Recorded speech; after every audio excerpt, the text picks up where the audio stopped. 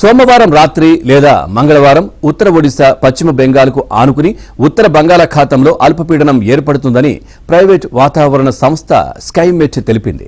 ఇది 4వ తేదీన ఒడిశా తీరం దాటి మధ్య భారతం వైపు పయనిస్తుందని అంచనా వేసింది.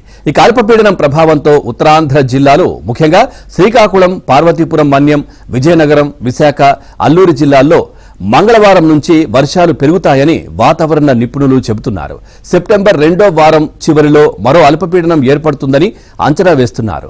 2 రోజుల్లో అల్పపీడనంతో ఉత్తరాంధ్రకు భారీ వర్ష సూచన.